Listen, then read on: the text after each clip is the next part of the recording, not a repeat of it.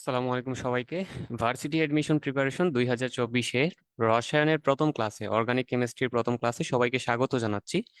আজকে আমরা mainly organic chemistry একদম সূচনা, যেটাকে বলে স্টার্টিং থেকে শুরু করে সমানুতার আগ পর্যন্ত পড়ার চেষ্টা করব এবং দেখব যে এইখান থেকে আমাদের ভার্সিটি ভর্তি পরীক্ষাতে কিরকম প্রশ্ন এসে থাকে, তাছাড়া হচ্ছে সামনে কিরকম প্রশ্ন আসতে পারে সেই ধরনের একটা ধারণা এই জায়গা থেকে পাওয়া যাবে আশা করি। আচ্ছা, সো আমরা শুরু করে দিচ্ছি। মেইনলি আমাদের প্রথম যে টপিকগুলো পড়বো, আমরা বিশেষ করে তোমরা দেখবা যে অনেকগুলো টপিকই হচ্ছে আমাদের এইচএসসির সাথে অ্যালাইন্ড। মেইনলি এটা এইচএসসির এক্সটেন্ডেড ভার্সন ধরতে পারো, যে আমরা যা আগে পড়ালেখা করেছি এইচএসসি তে সেখান থেকে এক্সট্রা কিছু শিখবো, তাছাড়া আগের জিনিসগুলো আমাদের অবশ্যই জানা থাকতে হবে। ওকে, সো শুরুতে দেখতে পাচ্ছ এখানে জৈব যৌগের পরিচয় সম্পর্কে আমাদের জানতে হবে। সো এটা তোমরা অলরেডি জানো আশা করি, যে আমাদের পৃথিবীতে জৈব যৌগ বলতে আমরা যাদেরকে বলি সেটা হচ্ছে এরকম, যে সকল হাইড্রোকার্বন, ঠিক আছে, সকল হাইড্রোকার্বন। হাইড্রোকার্বন মানে তোমরা যেটা জানো সেটা হচ্ছে কার্বন এবং হাইড্রোজেনের সমন্বয়ে গঠিত যে যৌগগুলো আছে, হাইড্রোকার্বন, ঠিক আছে। সকল হাইড্রোকার্বনকে আমরা কি বলতে পারি? জৈব যৌগ বলতে পারি। আরো একটা বিশেষ শ্রেণী আছে যাদেরকে আমরা জৈব যৌগ বলতে পারি, সেটি হচ্ছে যে হাইড্রোকার্বনের ডেরিভেটিভ যারা আছে। আমি এটাকে সহজে এভাবে লিখতে পারি যে হাইড্রোকার্বন প্লাস এদের জাতক, বাংলায় যেটাকে বলা হয় জাতক, ইংরেজিতে আমরা এটাকে কি বলতে পারি? ডেরিভেটিভ, ঠিক আছে। হাইড্রোকার্বন এবং তাদের যে ডেরিভেটিভ গুলো আছে সেগুলোকে কি বলা যায়? জৈব যৌগ বলা যায়। সো এক্সাম্পল হিসেবে আমরা যেটা নিতে পারি সেটি হচ্ছে এরকম, সবচেয়ে পরিচিত যে হাইড্রোকার্বনটা আমাদের কাছে সেটি হচ্ছে মিথেন, CH4। সো এই যে যৌগটা আছে, দেখতেই পাচ্ছ যে এখানে কার্বন আছে এবং হাইড্রোজেন আছে। সো কার্বন আর হাইড্রোজেন থাকা মানেই সে কি একটা হাইড্রোকার্বন, আর হাইড্রোকার্বন হয়ে গেলেই তো আমরা আমরা তাকে কি বলতে পারবো? জৈব যৌগ বলতে পারবো। তাহলে মিথেন হচ্ছে একটা জৈব যৌগ। এবার আমি এই মিথেনকে যদি হচ্ছে ক্লোরিনেশন করি সূর্যের আলোর উপস্থিতিতে, আমি হচ্ছে তার মধ্যে ক্লোরিন দিলাম Cl2, তাহলে যেটা হবে যে এই জায়গা থেকে একটা হাইড্রোজেন রিপ্লেস হয়ে যাবে। রিপ্লেস হয়ে গেলে হাইড্রোজেন থাকবে এখন কতটা? তিনটা। আর তার সাথে আরো একটা ক্লোরিন থাকবে, ঠিক আছে। ওই যে একটা হাইড্রোজেনকে সরিয়ে একটা ক্লোরিন চলে আসলো। সো দেখতেই পাচ্ছ যে শুরুতে আমাদের কম্পাউন্ডটা ছিল মিথেন, এবং সেখান থেকে আমরা একটা হাইড্রোজেনকে ক্লোরিন দ্বারা রিপ্লেস করে নতুন করে যেটা পেয়েছি সেটাকে আমরা দুইভাবে নাম দিতে পারি। আশা করি তোমরা নামকরণটা অলরেডি জানো, যদিও আমরা একটু পরে সেটা পড়বো। এই যৌগটাকে আমরা বলতে পারি ক্লোরোমিথেন, অথবা এটাকে বলতে পারি আমরা মিথাইল ক্লোরাইড। তো দেখতেই পাচ্ছ, মিথেন যেটা ছিল সেটা ছিল পিওর একটা হাইড্রোকার্বন, সো অবভিয়াসলি সে একটা জৈব যৌগ। আর তাছাড়া আমরা মিথেন থেকে নতুন একটা যৌগ তৈরি করতে পারছি যেটাকে বলা যাচ্ছে মিথাইল ক্লোরাইড বা ক্লোরোমিথেন। সেটিও একটা জৈব যৌগ। তার কারণটা হচ্ছে এই মিথাইল ক্লোরাইড হচ্ছে মিথেনের একটা ডেরিভেটিভ বা মিথেনের একটা জাতক। ওকে, সো তোমাদের মনে প্রশ্ন আসতে পারে যে এরকম জাতক আর কিরকম হইতে পারে, যে এখানে তো ক্লোরিন চলে আসলো, এখানে কি অন্য কেউ আসতে পারতো? হ্যাঁ, অবশ্যই আসতে পারতো। তাহলে এখানে আর কি কি আসতে পারে সেই ব্যাপারটা আমরা কিভাবে মনে রাখতে পারি, খেয়াল করো। এখানে আমাদের যেটা হবে যে ক্লোরিন ছাড়াও আরো কি কি পরমাণু আসতে পারে সেই নামগুলো একটু মনে রাখতে হবে। সো আমি বলে দিচ্ছি যে কি কি আর আসতে পারে। সেটি হচ্ছে এরকম, এখানে তো অবভিয়াসলি কার্বন আর হাইড্রোজেন থাকবে। তাছাড়া আর কি থাকতে পারে? এখানে হচ্ছে হ্যালোজেন থাকতে পারে। হ্যালোজেন মানে আমরা এটাকে এক্স দ্বারা এক্সপ্রেস করতে পারি, সেখানে ফ্লোরিন, ক্লোরিন, ব্রোমিন, আয়োডিন যে কেউ থাকতে পারে, ঠিক আছে। তাছাড়া যেটা থাকতে পারে সেটা হচ্ছে কার্বন, হাইড্রোজেন তো বললামই, অক্সিজেন থাকতে পারে, ফসফরাস থাকতে পারে, সালফার থাকতে পারে, এবং হচ্ছে কি এখানে নাইট্রোজেন থাকতে পারে, ঠিক আছে। সো এই কয়েকটা অ্যাটম বা এই কয়েকটা পরমাণু আমাদের হাইড্রোকার্বন বা আমাদের জৈব যৌগের মধ্যে থাকতে পারে, এই কয়েকটা পরমাণু। সো এগুলাকে মনে রাখার জন্য একটা ছন্দ তোমরা চাইলে ব্যবহার করতে পারো, সেটি হচ্ছে এরকম, যে হ্যালো চপস নাও। সো এখান থেকে কোন বর্ণ দ্বারা কি বোঝাচ্ছে সেটা বলে দিচ্ছি। হ্যালো মানে হচ্ছে এখানে সকল হ্যালোজেন। চপস থেকে বুঝতেই পারতেছো carbon, hydrogen, oxygen, phosphorus, sulphur, এই পাঁচটা পরমাণু আছে। আর নাও যেটা আছে এখান থেকে মনে রাখতে পারো হচ্ছে নাইট্রোজেন। তাহলে এই যে 5 আর 2 7, এই 7টা পরমাণু আমাদের জৈব যৌগ বা অর্গানিক যে কম্পাউন্ড গুলো আছে তার মধ্যে থাকতে পারে। তো আশা করি পরিচয়টা বোঝা হয়ে গেছে, যে পরিচয় জৈব যৌগের পরিচয় হচ্ছে এরকম, যে হাইড্রোকার্বন থাকতে পারে অথবা হাইড্রোকার্বন থেকে নতুন কেউ তৈরি হইতে পারে, তৈরি হইলেও আমরা তাকে কি বলতে পারবো? জৈব যৌগ বলতে পারবো। ওকে, এইটার পরে আমাদেরকে যেটাতে যাওয়া লাগবে সেটি হচ্ছে জৈব যৌগ আসলে কিভাবে শুরু হইছে, তার স্টার্টিংটা একটু জানা উচিত। যদিও আমাদের জন্য এটা অতটাও ইম্পর্টেন্ট না, তাও আমরা রিয়েকশনটা একটু জেনে রাখতে পারি।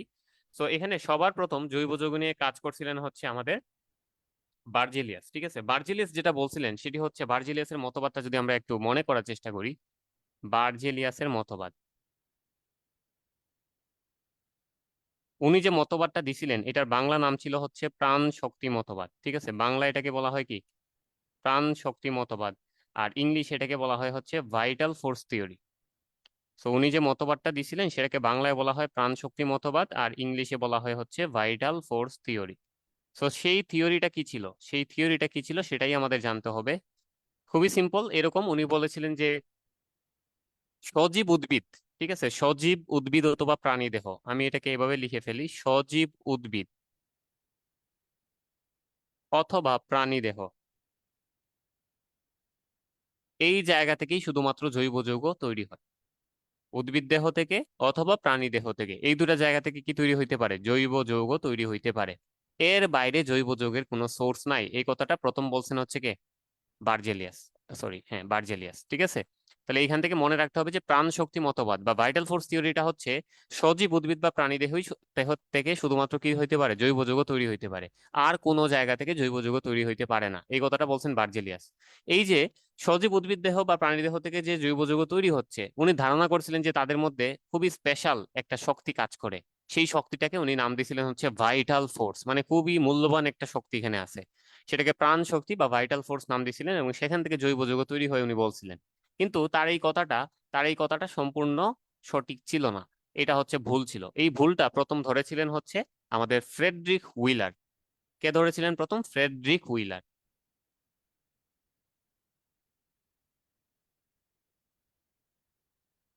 কিভাবে তিনি ভুলটা ধরেছিলেন সেটি হচ্ছে এরকম যে উনি উনি হচ্ছে ল্যাবরেটরিতে কাজ করতেছিলেন, তো কাজ করতে করতে হঠাৎ করে উনি একটা জিনিস আবিষ্কার করে ফেললেন।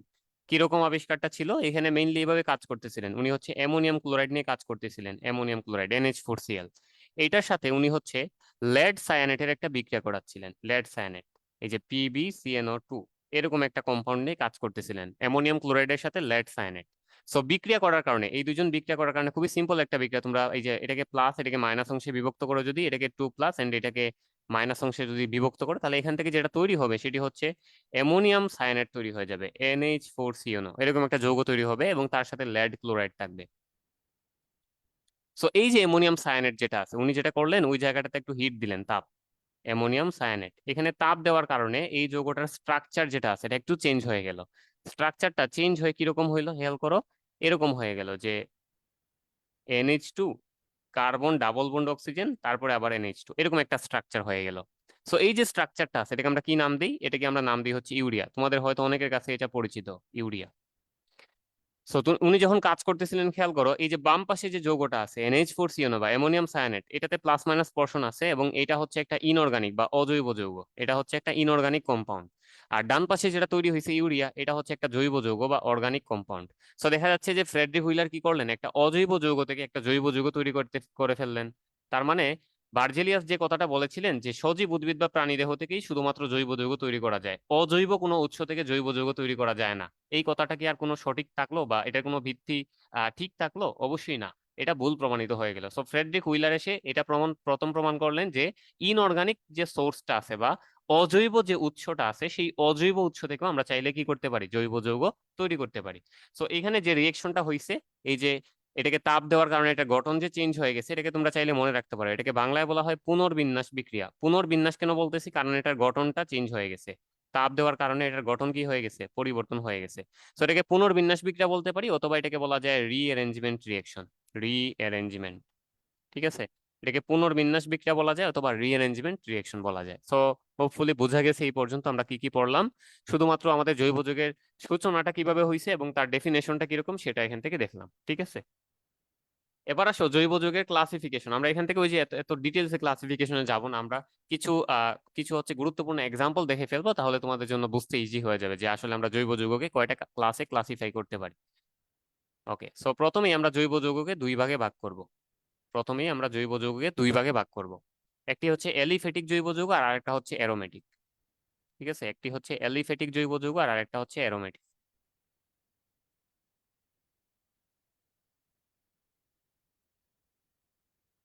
আচ্ছা, বাংলায় লিখি, সমস্যা নাই।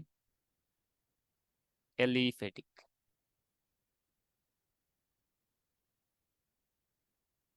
আর আরেকটা হচ্ছে অ্যারোমেটিক। ওকে, সো এলিফেটিক যেটা আছে, এলিফেটিক এটাকে আমরা আবার দুই ভাগে ভাগ করতে পারি, একটা হচ্ছে মুক্ত শিকল আর আরেকটা হচ্ছে বদ্ধ শিকল। মুক্ত শিকল আর কি বদ্ধ শিকল।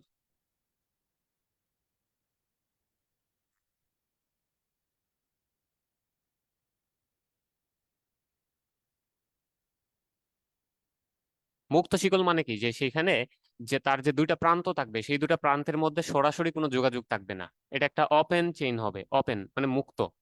আর বদ্ধ শিকলের ক্ষেত্রে যেটা হবে যে তার দুইটা প্রান্ত একসাথে যুক্ত থাকবে, এটা একটা সাইকেল বা চক্রের মতো হবে, সো এটাকে আমরা তখন নাম দিব বদ্ধ শিকল। ঠিক আছে। তো এই মুক্ত শিকল যেটা আছে এটাকে আবার দুই ভাগে ভাগ করা যায়, একটা হচ্ছে সরল শিকল আর একটা হচ্ছে শাখায়িত শিকল। একটা হচ্ছে সরল শিকল মানে যেখানে কোনো ব্রাঞ্চ থাকবে না, আর আরেকটা হচ্ছে শাখায়িত শিকল যেখানে ব্রাঞ্চ থাকবে। আমি প্রত্যেকটারই একটা করে এক্সাম্পল দেখাচ্ছি, তাহলে তোমরা ইজিলি বুঝে যাবা। আচ্ছা, প্রথম কথা হচ্ছে জৈব যৌগকে যে আমরা যে দুইটা ভাগে ভাগ করছি, এলিফেটিক আর অ্যারোমেটিক, সেখানে আসলে ভাগটা কিসের উপর ভিত্তি করে করা হইলো? এলিফেটিক মানে হচ্ছে এটা নামটা আসছে ওই যে ফ্যাট থেকে, চর্বি জাতীয় যে পদার্থগুলো আছে সেখান থেকে এটা পাওয়া গেছিল। আর অ্যারোমেটিক কথাটা আসছে অ্যারোমা শব্দ থেকে, অ্যারোমা মানে হচ্ছে সুগন্ধ। সো সুগন্ধি যে বস্তুগুলো আছে আমাদের জৈব যৌগের মধ্যে সেগুলোকে আমরা অ্যারোমেটিক বলে থাকি, কিন্তু এটার আরো লজিক্যাল এক্সপ্লেনেশন আছে যে অ্যারোমেটিক আমরা কাদেরকে বলতে পারি। তো মনে রাখবা, এরোমেটিক হওয়ার জন্য চারটা শর্ত থাকা তার মধ্যে ম্যান্ডেটরি। এরোমেটিক হওয়ার জন্য চারটা শর্ত থাকা তার মধ্যে ম্যান্ডেটরি। একটা হচ্ছে সেই যৌগটা চাকরিক হওয়া লাগবে, যে এরোমেটিক হবে সে অবশ্যই কি হবে, চাকরিক হবে। সেকেন্ড যে বৈশিষ্ট্যটা তার মধ্যে থাকতে হবে সেটি হচ্ছে যে তার মধ্যে কনজুগেশন থাকা লাগবে, কনজুগেশন। কনজুগেশন কথাটার মিনিংটা কি? কনজুগেশন মানে হচ্ছে এইরকম ফরম্যাট তার মধ্যে থাকতে হবে। আমি কনজুগেশনের ডিটেলসটা লিখে দিচ্ছি। কনজুগেশন টোটাল চারটা স্ট্রাকচারের ক্ষেত্রে আমরা পেয়ে থাকি। একটি হচ্ছে পাই সিগমা পাই, আরেকটি হচ্ছে পাই সিগমা পজিটিভ, আরেকটি হচ্ছে পাই সিগমা নেগেটিভ, এবং আরেকটি হচ্ছে পাই sigma free radical. Free radical বলতে আমি একটা ডট দিয়ে রাখলাম এখানে, ডট মানে আসলে ইলেকট্রন বোঝাচ্ছে। সো এই চারটা স্ট্রাকচার যদি কোনো একটা যৌগের মধ্যে থাকে, একসাথে তো আর চারটা থাকবে না, যে কোনো একটা স্ট্রাকচার যদি কোনো একটা যৌগের মধ্যে থাকে তাহলে তাকে আমরা বলতে পারবো যে তার মধ্যে কনজুগেশন আছে। ঠিক আছে, আমি একটা এক্সাম্পল সহজ করে দেখাই তোমাদেরকে। ধরো বেনজিন, এই যে বেনজিনটা আমরা দেখতে পাচ্ছি, দেখো এখানে তিনটা ডাবল বন্ড আছে। ঠিক আছে, এবং আমি যদি লজিক্যালি চিন্তা করি যে এখানে ডাবল বন্ড যেটা আছে, আমরা জানি ডাবল বন্ডের মধ্যে একটা থাকে সিগমা বন্ধন আর একটা থাকে কি পাই বন্ধন, তাহলে এটা পাই বন্ধন।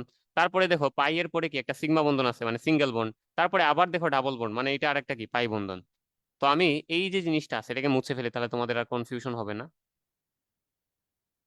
ওকে, দেখো এখানে যে ফরম্যাটটা দাঁড়াচ্ছে, একটা পাই বন্ধন আছে, তারপরে সিগমা বন্ধন, তারপরে পাই বন্ধন, মানে সে প্রথম যে শর্তটা আছে সেটাকে মানতেছে, এই যে এই শর্তটাকে মানতেছে।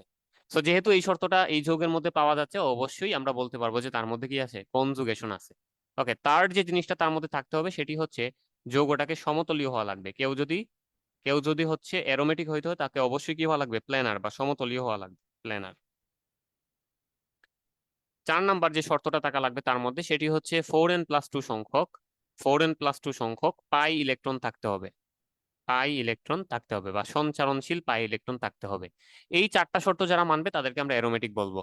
ওকে, আমরা এটা ডিটেলস পড়ালেখা এখন করবো না, অ্যারোমেটিকের জন্য আমাদের আরো আলাদা ক্লাস থাকবে, ডিটেলস আমরা সেখানে জানবো। শুরুতেই জাস্ট এতটুকু মনে রাখো যে একটা কম্পাউন্ড যদি অ্যারোমেটিক হওয়া লাগে তাহলে অবশ্যই তাকে এই চারটা শর্ত মানতে হবে। ওকে, আমরা এই পাশে আসি একটু, এলিফেটিক। এই যে অ্যারোমেটিকের বাইরে যেগুলো আছে সেগুলোকে আমরা এলিফেটিক বলতে পারি। এলিফেটিকের মধ্যে আবার দুই ধরনের কম্পাউন্ড আছে, মুক্ত শিকল এন্ড বদ্ধ শিকল। সো আমি মুক্ত শিকলের যদি একটা এক্সাম্পল লিখি, ধরো এটা CH3 CH2 CH3, দেখো এটা একটা প্রোপেন, 3 কার্বনের যৌগ, সো এটাকে আমরা প্রোপ বলতে পারি। এন্ড সবগুলা যেহেতু সিঙ্গেল বন্ড তাহলে এটাকে অ্যালকেন বলা যায়, প্রোপেন। তো এই প্রোপেনের প্রথম যে কার্বনটা আছে সেটার সাথে লাস্টের যে কার্বনটা আছে এটার কোনো সরাসরি সংযোগ নাই।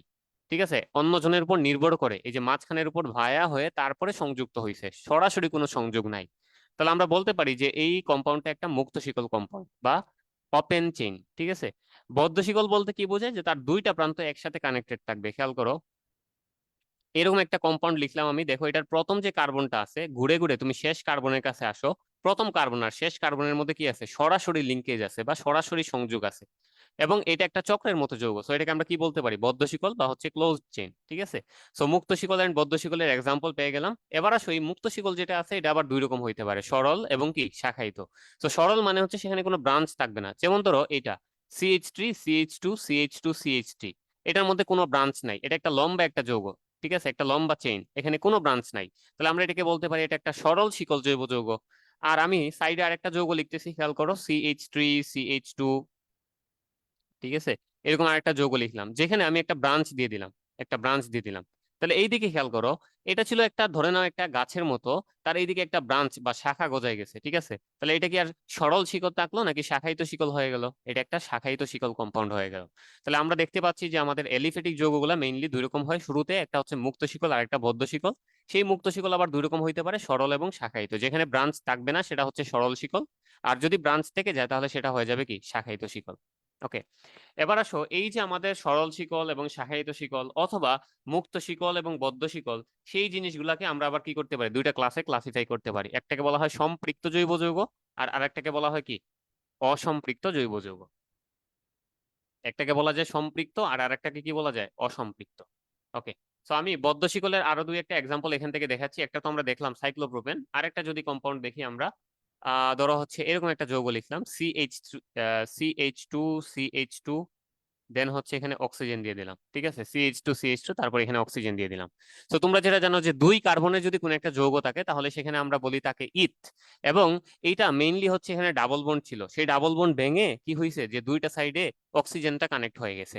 তো এটার নামটা একটু মনে রাখবে, এটাকে বলা হয় ইথিলিন অক্সাইড। আমরা নর্মালি জানি যে CH2 ডাবল বন্ড CH2 থাকলে সেটাকে কি বলা হয়, ইথিলিন বা ইথিন।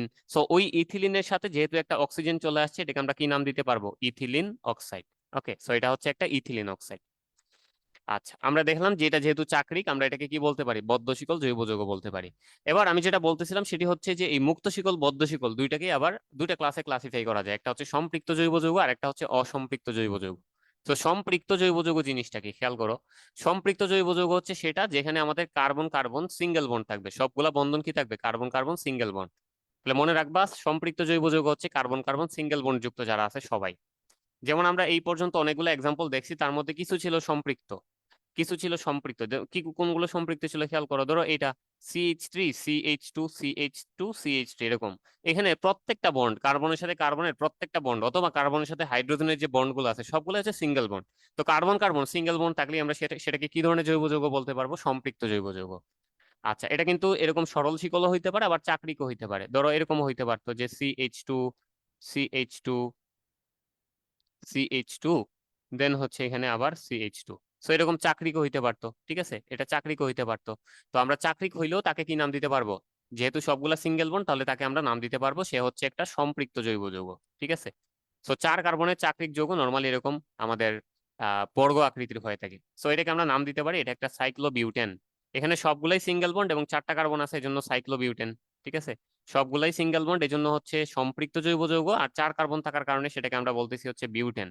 আর চাকরিক হওয়ার কারণে এটাকে নাম দেওয়া যাবে সাইক্লো বা চাকরিক, সাইক্লোবিউটেন। আর উপরে যেটা লিখলাম সেটা তো বুঝতেই পারতেছো, এটা একটা নর্মাল প্রোপেন, নর্মাল প্রোপেন। ওকে, তাছাড়া এটা ছাড়াও আমাদের আরো কি ধরনের জৈব যৌগ আছে, আর একটা হচ্ছে অসম্পৃক্ত, যেখানে আমাদের কি থাকতে পারে, কার্বন কার্বন ডাবল বন্ড অথবা carbon carbon triple bond. Carbon carbon double bond থাকতে পারে অথবা কার্বন কার্বন ট্রিপল বন্ড থাকতে পারে। সো সিম্পলি মনে রাখবা অসম্পৃক্ত হচ্ছে তারা যাদের মধ্যে কার্বন কার্বন ডাবল বন্ড থাকবে অথবা কার্বন কার্বন ট্রিপল বন্ড থাকবে। এক্সাম্পল হিসেবে আমরা বলতে পারি এই যে CH2 ডাবল বন্ড CH2 যেটাকে আমরা ইথিন বলতেছি, সেই ইথিনের মধ্যে যেহেতু ডাবল বন্ড আছে তাহলে অবশ্যই এটা একটা অসম্পৃক্ত জৈব যৌগ। অথবা ট্রিপল বন্ড CH যেটাকে আমরা ইথাইন বলে থাকি, সেই ইথাইনের মধ্যে যেহেতু কার্বন কার্বন ট্রিপল বন্ড আছে এটাকে আমরা অসম্পৃক্ত জৈব যৌগ বলতে পারি। তাছাড়া অসম্পৃক্ত জৈব যৌগ চাকরিকও হইতে পারে, যেমন ধরো এটা CH ডাবল বন্ড CH দেন এখানে থাকলো CH2 সো এই কম্পাউন্ডটার দিকে খেয়াল করো যে তিনটা এখানে সিঙ্গেল বন্ড আছে কার্বন কার্বন, কিন্তু একটা হচ্ছে carbon carbon double bond. So double bond থাকা মানেই সে কি হয়ে যাবে, অসম্পৃক্ত জৈব যৌগ হয়ে যাবে। এটাকে আমরা নাম দিতে পারি হচ্ছে সাইক্লোবিউটিন। এটাকে নাম দেওয়া যায় সাইক্লোবিউটিন, যেহেতু একটা ডাবল বন্ড আছে এই জন্য নামের শেষে এই যে ENE কথাটা চলে আসছে, সাইক্লোবিউটিন বলা যায়। সো আশা করি বুঝে গেছো যে কাদেরকে আমরা সম্পৃক্ত জৈব যৌগ বলবো এবং কাদেরকে অসম্পৃক্ত জৈব যৌগ বলবো। ওকে, লাস্টলি আমরা এখান থেকে শুধুমাত্র অ্যারোমেটিক নিয়ে আরো দুই একটা কথা বলবো। অ্যারোমেটিককে আমরা হচ্ছে দুই ভাগে ভাগ করতে পারি, একটা হচ্ছে সুষম চাকরিক আর একটা হচ্ছে বিষম চাকরিক। আমরা ইংলিশে বলতে পারি একটা হচ্ছে আমাদের হোমোসাইক্লিক আর একটা হচ্ছে হেটারোসাইক্লিক। অ্যারোমেটিক জৈব যৌগ যেগুলো আছে সেগুলোকে আমরা দুইটা ভাগে ভাগ করতে পারি, একটা হচ্ছে সুষম চাকরিক এবং আরেকটা হচ্ছে বিষম চাকরিক। সুষম চাকরিক এবং হচ্ছে বিষম চাকরিক। তো সুষম চাকরিক মানে হচ্ছে চক্রের মধ্যে যতগুলা পরমাণু থাকবে সবগুলা সেম সেম হবে দেখতে। যেমন আমি একটা এক্সাম্পল যদি লিখি এখানে, ধরো হচ্ছে বেনজিন, একটু আগে আমরা বেনজিনের কথা দেখে আসছিলাম, বেনজিনকে আমরা যদি লিখি, বেনজিনের মধ্যে দেখবা যে তার চক্রের মধ্যে যে পরমাণুগুলো আছে সবগুলা পরমাণু দেখতে সেম এবং সবগুলাই হচ্ছে এখানে কার্বন, ঠিক আছে। আর বাকি যে হাতগুলো থাকবে এখানে ডাবল বন্ড দিবা, এই যে তিনটা ডাবল বন্ড দিয়ে বাকি হাতগুলোতে অবশ্যই একটা করে হাইড্রোজেন থাকবে, ঠিক আছে, বাকি হাতগুলোতে একটা করে হাইড্রোজেন থাকবে। সো এই যে বেনজিনের যে স্ট্রাকচারটা আছে এখানে খেয়াল করো যে চক্রের মধ্যে যতগুলা পরমাণু আছে, চক্র বলতে আমরা ওই যে এই এই যে সাইকেল যেটা আছে এটার কথা বোঝাচ্ছি। হাইড্রোজেন কিন্তু বাইরের দিকে আছে, মানে তোমরা যেটা বুঝবা সেটা হচ্ছে এরকম যে হাইড্রোজেনটা কার্বনের সাথে এইভাবে কানেক্ট, সবগুলা হাইড্রোজেন কার্বনের বাইরের দিকে আছে। তাহলে চক্রের মধ্যে কে আছে? চক্রের মধ্যে শুধুমাত্র কার্বন আছে। তাহলে আমরা এটাকে বলতে পারি সুষম চাকরিক, কারণ চক্রের মধ্যে সবগুলা পরমাণু সেম। আর যেহেতু এখানে সবগুলাই কার্বন চক্রের মধ্যে, সো আমরা এটাকে সুষম চাকরিক বলার পাশাপাশি এটাকে তোমরা চাইলে কার্বোসাইক্লিকও বলতে পারবা। কার্বোসাইক্লিক, কার্বোসাইক্লিক মানে হচ্ছে সাইকেলের মধ্যে বা চক্রের মধ্যে সবগুলা পরমাণু হচ্ছে কার্বন, তাহলে এটাকে সুষম চাকরিক বা হোমোসাইক্লিক বলতে পারো, অথবা কার্বোসাইক্লিকও বলতে পারো। আর বিষম চাকরিকে যদি একটা এক্সাম্পল দেই, ধরো হচ্ছে এরকম সিএইচ, দেন এখানে থাকলো সিএইচ।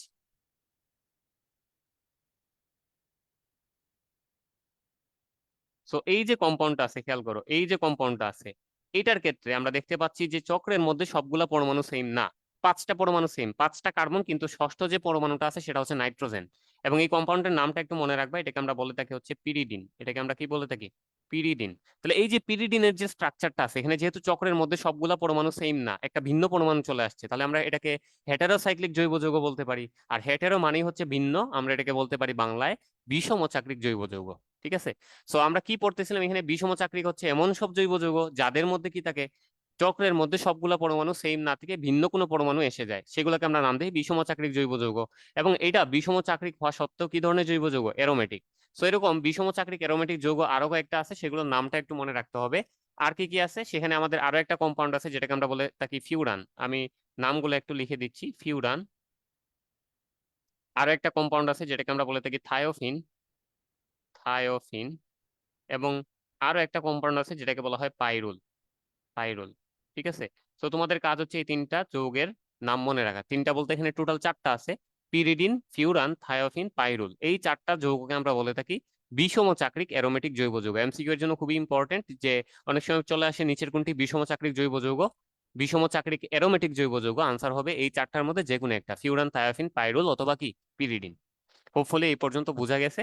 আমরা চলে যাব এখন হচ্ছে সমগোত্রীয় শ্রেণীতে। তো তোমরা এই পর্যন্ত এইচএসসি তে যে সমগোত্রীয় শ্রেণীগুলো পড়েছো সেগুলো অবশ্যই জানা থাকতে হবে আগে থেকে। আর তাছাড়া আমরা নতুন কয়েকটা সমগোত্রীয় শ্রেণী এখান থেকে হচ্ছে ইন্ট্রোডিউস করাবো। ওকে। তো শুরুতেই সবার পরিচিত যেটা, সেটা হচ্ছে এক নাম্বার। আমি নাম্বারিং যদি করি, এক নাম্বার যেটা আছে কার্বন কার্বন সিঙ্গেল বন্ড, এটাকে আমরা বলে থাকি হচ্ছে alkane. Carbon carbon single bond থাকলে সেটাকে কি বলে থাকি? অ্যালকেন। সো অ্যালকেনের আমরা পাশে হচ্ছে, আচ্ছা নামগুলা লিখে দিই, শুরুতে নাম লিখবো, তারপরে স্ট্রাকচার লিখবো, তারপরে একটা এক্সাম্পল দেখবো।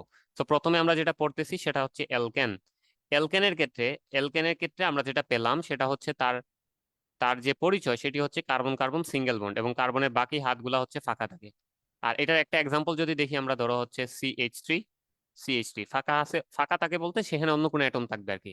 যেমন এখানে দেখতেই পাচ্ছ CH3, CH3, এখানে হচ্ছে আমাদের সবগুলা সিঙ্গেল বন্ড, এবং যেহেতু দুই কার্বনের যৌগ আমরা এটাকে বলতে পারি হচ্ছে ইথেন। এটাকে কি বলা যায়? ইথেন। তাহলে এটা একটা পেয়ে গেলাম। প্রথম সমবেত শ্রেণী হিসাবে আমরা পাইলাম অ্যালকেন। সেকেন্ড যেটাতে আসবো সেটি হচ্ছে অ্যালকিন। অ্যালকিন মানে মনে রাখবা carbon carbon double bond. Alkyne মানে কি? কার্বন কার্বন ডাবল বন্ড, এবং বাকি দুইটা হাতে অন্য কোনো অ্যাটম থাকবে। যেমন আমরা সব থেকে সহজ যে এক্সাম্পলটা আছে CH2 ডাবল বন্ড CH, এটা যদি দেখি, যেহেতু দুই কার্বন আছে এটা হবে ইথ, এবং যেহেতু এটা একটা অ্যালকিন নামের শেষে ইন যুক্ত হবে, এটা হচ্ছে ইথিন। তিন নাম্বার আসো অ্যালকাইন। সো তোমাদের শুরুর গুলা অবশ্যই পরিচিত হওয়ার কথা, অলরেডি তোমরা পড়ে ফেলছো। অ্যালকাইন, অ্যালকাইনের পরিচয় হচ্ছে সেখানে কার্বন কার্বন ট্রিপল বন্ড থাকবে, এবং কার্বনের একটা করে হাত ফাঁকা থাকবে, সেখানে অন্য কোনো অ্যাটম থাকবে। সো সব থেকে সহজ এবং পরিচিত এক্সাম্পল হচ্ছে CH, ট্রিপল বন্ড CH, যেটাকে আমরা নাম দিতে পারি হচ্ছে ইথাইন। ঠিক আছে। চলে যে আমরা চার নাম্বার যে সমগোত্রীয় শ্রেণী আছে সেটি হচ্ছে অ্যালকোহল। ঠিক আছে, অ্যালকোহল। তো অ্যালকোহল মানে হচ্ছে সেখানে কি থাকবে আমাদের?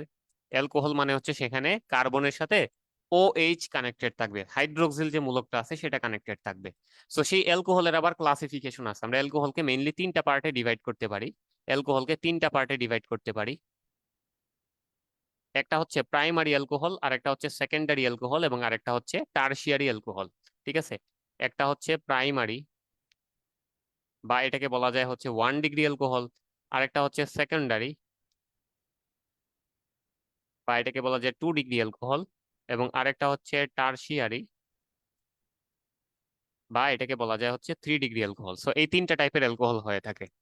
এবার যদি 1 ডিগ্রি অ্যালকোহল হয় তাহলে এবার এটাকে কিভাবে চিনবা? খেয়াল করো, এই যে কার্বনের সাথে যে OH টা যুক্ত আছে, কার্বনের সাথে যে OH টা যুক্ত আছে, তার পাশে যে কার্বনটা আছে সেই কার্বনের হচ্ছে কি এরকম থাকবে, যে তার দুইটা হাতে হাইড্রোজেন থাকবে, দুইটা হাতে কি থাকবে, হাইড্রোজেন থাকবে, এবং আরো একটা হাতে অন্য কোনো গ্রুপ থাকতে পারে। আমরা ধরে নিলাম যে এখানে অ্যালকাইল গ্রুপ আছে, আর মানে আশা করি তোমাদের জানা আছে অ্যালকাইল গ্রুপ।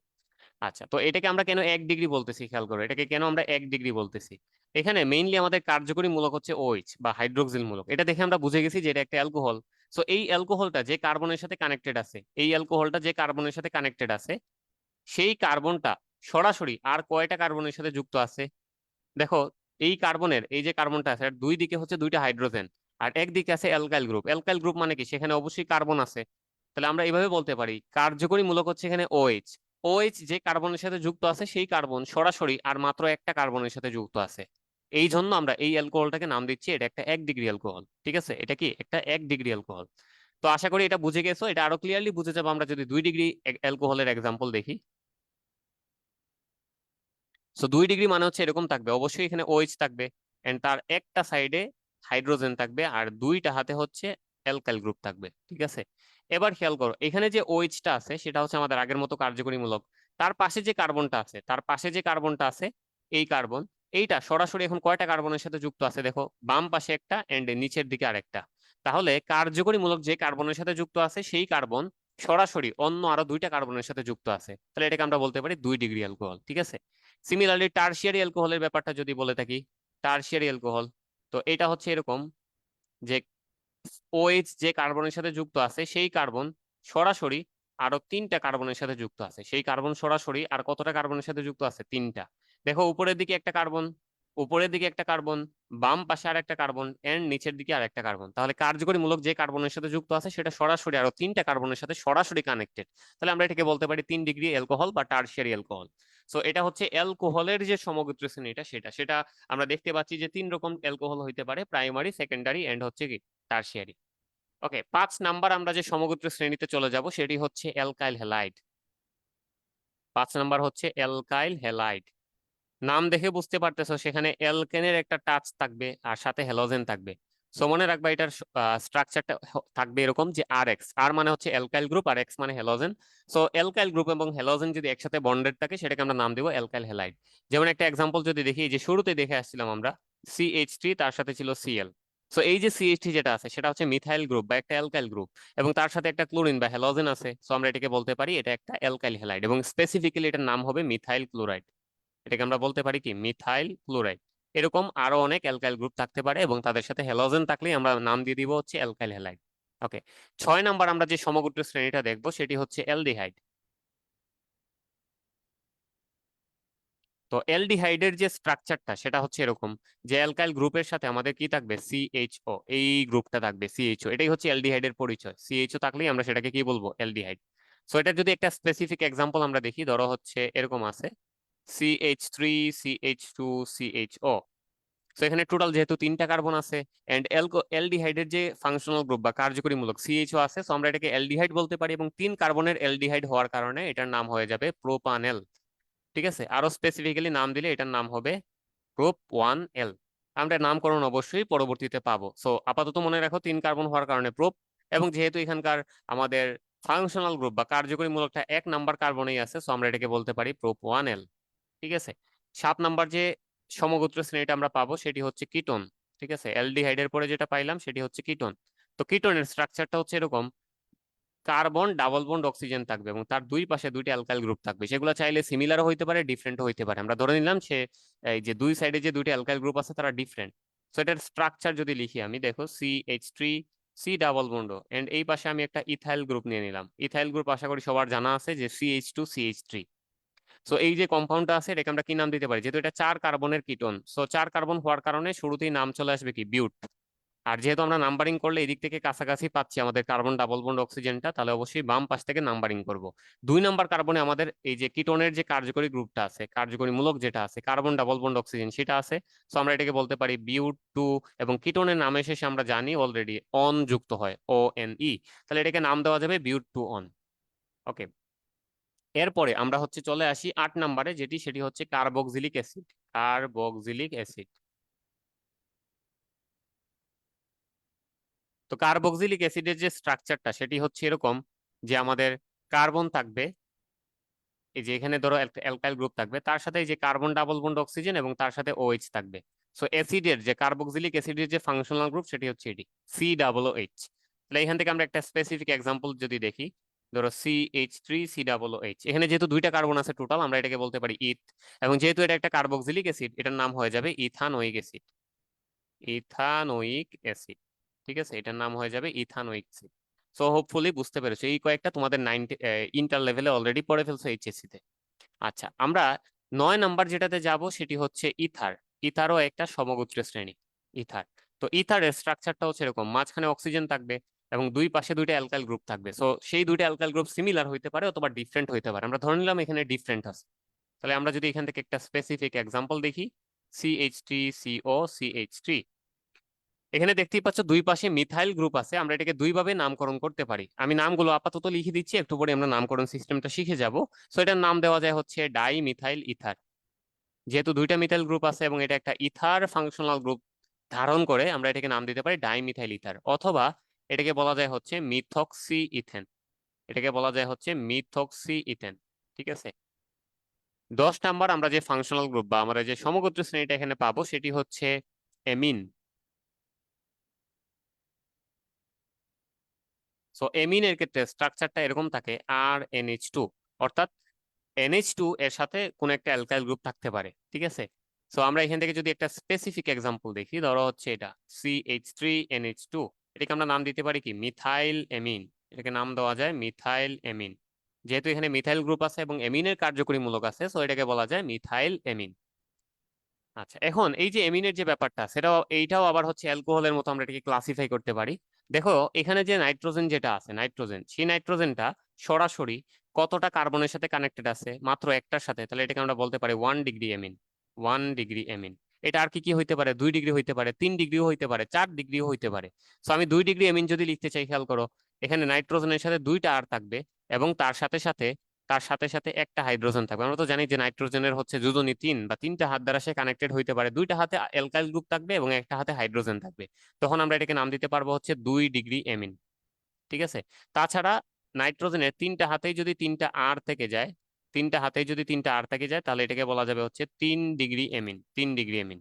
এছাড়াও আরো একটা এমিন আমরা তৈরি করতে পারি, মেইনলি এটা সল্ট হিসাবে থাকে বা লবণ আকারে থাকে।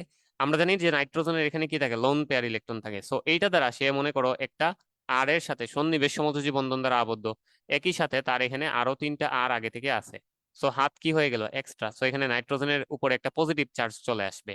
বাট এখানে খেয়াল করো, এই যে নাইট্রোজেন যেটা আছে সে সরাসরি কতটা কার্বনের সাথে কানেক্টেড আছে, চারটা। তাহলে তখন আমরা তাকে 4 ডিগ্রি এমিন বলতে পারবো, তাকে কি বলা যাবে, 4 ডিগ্রি এমিন। তাহলে এখান থেকে মনে রাখবা 1 ডিগ্রি এমিনকে আমরা বলতে পারি প্রাইমারি এমিন, যেমনটা আমরা অ্যালকোহলের ক্ষেত্রে দেখে আসছি। 2 ডিগ্রি এমিনকে বলতে পারি হচ্ছে সেকেন্ডারি এমিন, যেটা আমরা অ্যালকোহলের ক্ষেত্রে দেখে আসছি। 3 ডিগ্রি এমিনকে আমরা বলতে পারি টার্সিয়ারি এমিন, এটাও অ্যালকোহলের ক্ষেত্রে দেখে আসছি। শুধুমাত্র এখানে নতুন করে এরাইজ করছে কি 4 ডিগ্রি এমিন। 4 ডিগ্রি এমিনের আরেকটা নাম মনে রাখবা, এটাকে বলা যায় কোয়ার্টারনারি এমিন। কোয়ার্টার কথাটা আমরা সবাই আশা করি জানি, কোয়ার্টার মানে হচ্ছে ওই যে 4 বা 4 ভাগের 1 ভাগ এরকম বোঝায় আর কি। সো কোয়ার্টারনারি এমিন, এটাকে বলা যায় হচ্ছে কোয়ার্টারনারি এমিন, 4 ডিগ্রি এমিন অথবা কোয়ার্টারনারি এমিন। ওকে, আমরা এমিনের পরে যেটাতে যাব 11 নাম্বার, এমিনের পরে আমরা যেটাতে যাব সেটি হচ্ছে, আমরা এখানে কি কি পড়েছি, অ্যাসিড হ্যালাইড গুলো পড়ে আসছি। আচ্ছা, আমরা এখানে চলে যাব হচ্ছে এমাইড। এটাও তোমরা অলরেডি পড়ে ফেলছো এইচএসসি তে। সো এমাইডের যে স্ট্রাকচারটা সেটা একটু মনে রাখতে হবে। এমাইড হচ্ছে এরকম যে আর থাকবে বা যে কোনো একটা অ্যালকাইল গ্রুপ থাকবে, তার সাথে কার্বন ডাবল বন্ড অক্সিজেন এবং তার সাথে থাকবে NH2। মেইনলি এখানে এমাইডের যে স্ট্রাকচার, আমরা বলতে পারি ফাংশনাল গ্রুপ যেটা আছে কার্যকরীমূলক, সেটা হচ্ছে CONH2। ঠিক আছে। সো আমি একটা স্পেসিফিক এক্সাম্পল যদি নেই, ধরো হচ্ছে এরকম CH3, তারপরে আছে CO, তারপরে আছে NH2। সেখানে টোটাল কার্বন আছে দুইটা। সো আমরা এটাকে বলতে পারি ইথ, এবং যেহেতু এটা একটা অ্যামাইড, এটাকে তখন বলা যাবে ইথেনএমাইড। এটাকে কি বলা যাবে, ইথানএমাইড। ওকে। সো অ্যামাইডের পরে আমরা যেটাতে যাইতে পারি সেটা হচ্ছে অ্যাসিড হ্যালাইড। অ্যাসিডেরই একটা জাতক, এটাকে বলা যায় হচ্ছে অ্যাসিড হ্যালাইড।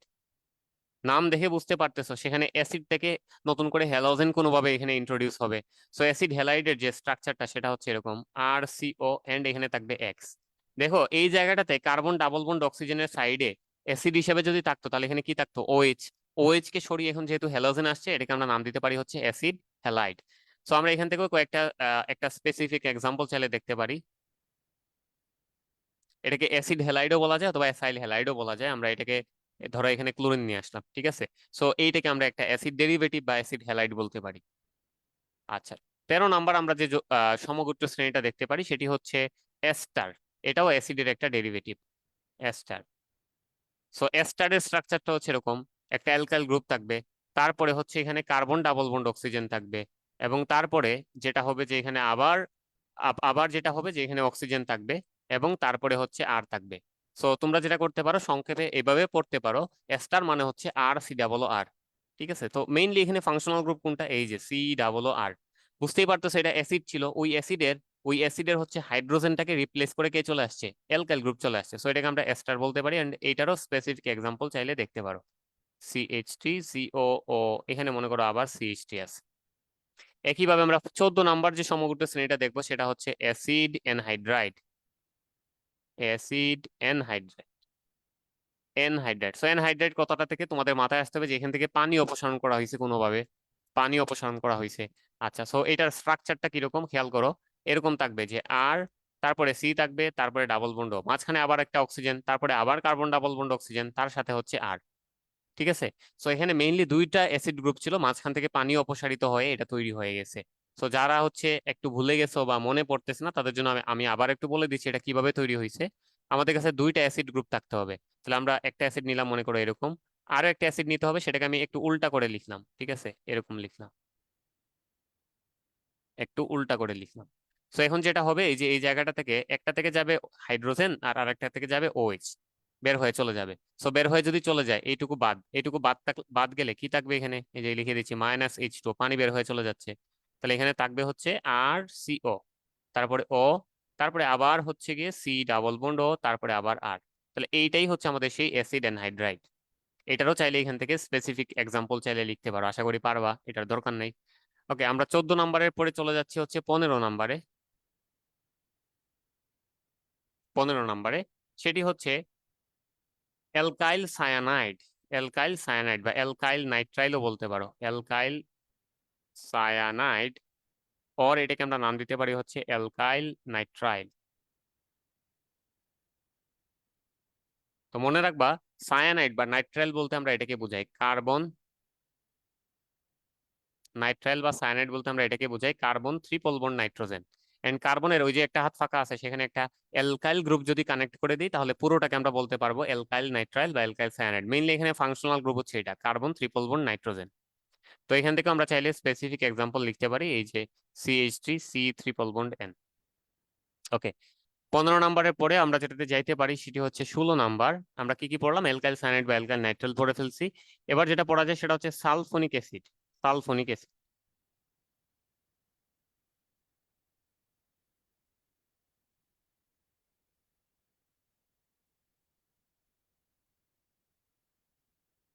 ওকে। সো সালফোনিক অ্যাসিডের ক্ষেত্রে যেটা মনে রাখবা সেটি হচ্ছে তার মেইন ফাংশনাল গ্রুপ হচ্ছে এতটুকু, SO3H, SO3H, এবং তার সাথে যদি অ্যালকাইল গ্রুপ কানেক্টেড থাকে অবশ্যই সেটা একটা কম্পাউন্ডে পরিণত হবে।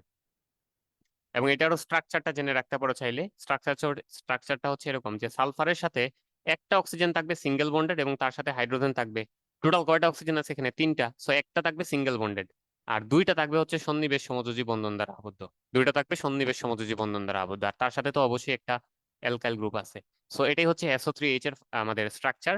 এন্ড SO3H এটাকে আমরা বলতে পারি একটা সালফোনিক অ্যাসিড। এটাকে কি বলা যায়, সালফোনিক অ্যাসিড। সো এটা মনে রাখতে হবে। আচ্ছা, 17 নাম্বার আমরা যেটা পড়বো সেটি হচ্ছে নাইট্রো কম্পাউন্ড, নাইট্রো।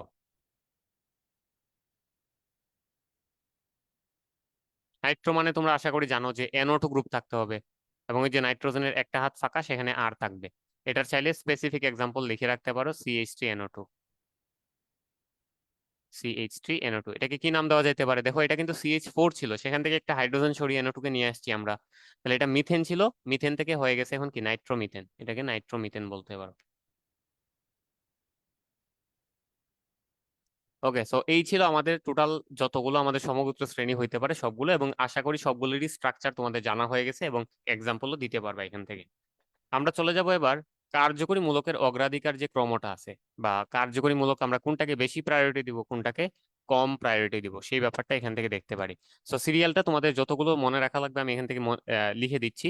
প্রথমেই যে গ্রুপটা আসে সবচেয়ে পাওয়ারফুল সেটি হচ্ছে অ্যাসিড গ্রুপ বা কার্বক্সিলিক অ্যাসিড, এটাকে আমরা বলতে পারি। আচ্ছা, আমি কার্বক্সিলিক অ্যাসিড না লিখে জাস্ট তার ফর্মুলাটা লিখতেছি, যে কার্বন ডাবল বন্ড অক্সিজেন তার সাথে থাকবে OH, এটা হচ্ছে আমাদের কার্বক্সিলিক অ্যাসিড, এটা সবার আগে থাকবে। তারপরে থাকবে যে সেটি হচ্ছে সালফোনিক অ্যাসিড, SO3H, ঠিক আছে, সালফোনিক অ্যাসিড।